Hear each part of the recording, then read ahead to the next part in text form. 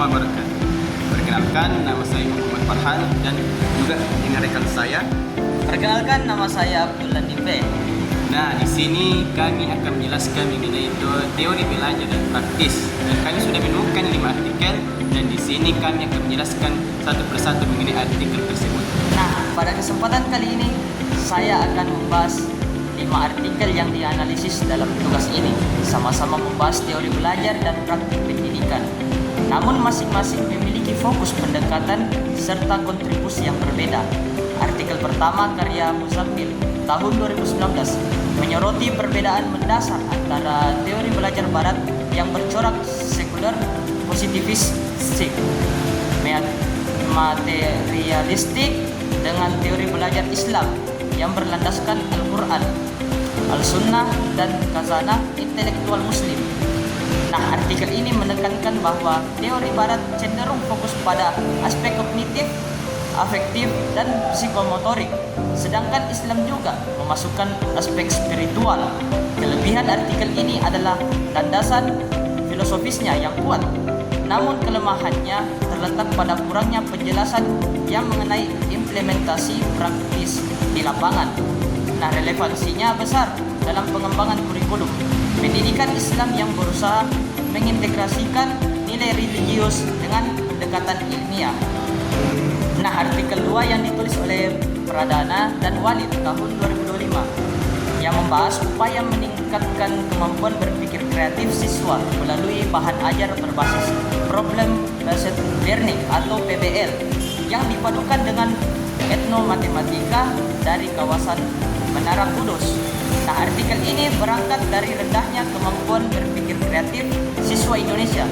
Berdasarkan hasil studi PISA dan tim SS, hasil analisis menunjukkan bahwa pendekatan PBL berbasis budaya lokal dapat menjadi inovasi yang mendorong kreativitas siswa. Nah, kelebihannya ada pada gagasan yang kontekstual dan selaras dengan konstruktivisme, sedangkan kelemahannya adalah belum adanya uji coba empiris di kelas. Nah, selanjutnya artikel yang ketiga yaitu Budiman dan kawan-kawan tahun 2023. Dalam artikelnya yaitu menyoroti berbagai teori belajar mulai dari behaviorisme, kognitivisme, humanistik, hingga konstruktivisme. Mereka menyimpulkan bahwa konstruktivisme lebih efektif karena menekankan proses belajar daripada hasil akhir. Artikel ini menggunakan studi pustaka dengan pembahasan deskriptif. Kelebihannya adalah mampu menyajikan perbandingan teori belajar secara ringkas. Namun kelemahannya serupa dengan artikel sebelumnya, yakni minim contoh implementasi praktis. Artikel ini relevan dengan sebagai dasar konseptual bagi guru dalam memilih teori yang sesuai dengan kebutuhan dalam peserta didik. Di sini saya akan melanjutkan penjelasan dari saudara saya itu tadi dan saya akan menjelaskan mengenai artikel keempat dan juga artikel kelima. Pada artikel keempat ini, karya Husniyah dan Sadiyah pada tahun 2005 merupakan penelitian empiris yang memiliki hubungan antara gaya belajar siswa dengan kemampuan berpikir kreatif dalam menyelesaikan masalah open detail. Penelitian ini dilakukan pada 33 siswa SMA di Malang dengan instrumen tes dan wawancara. Hasilnya menunjukkan bahwa siswa dengan gaya belajar visual unggul dalam fleksibilitas dan kebaruan, siswa auditorial unggul dalam kefasihan dan fleksibilitas. Sementara siswa kinestik cenderung rendah di dalam aspek. Artikel ini kuat karena berbasis data empiris dengan instrumen yang valid. Namun juga ada kelemahannya, adalah itu jumlah sampel yang terbatas hingga generalisasi hasil masih kurang. Relevansinya erat dengan teori diferensiasi dalam pembelajaran yang menekankan penyesuaian gaya belajar siswa. Dan kita masuk ke pembahasan yang kelima yaitu adalah yang dituliskan oleh Gils dan Sea pada tahun 2005 membahas metode pembelajaran kreatif. Dalam pendidikan usia dini PAUD, artikel ini mengusulkan berbagai metode inovatif seperti audiments dan project based learning dan permainan edukatif. Hasil kajian menunjukkan bahwa metode kreatif mampu meningkatkan kreativitas, keterampilan berpikir kritis, serta motivasi anak. Kelebihan artikel ini adalah tawaran metode pelajaran yang inovatif dan relevan dengan kebutuhan PAUD. Sementara kelemahannya adalah masih minim bukti inspirasi dari penerapan di lapangan. Relevasinya erat dengan teori konstruktivis dan humanistik yang menekankan pembelajaran aktif, menyenangkan, dan berpusat pada anak.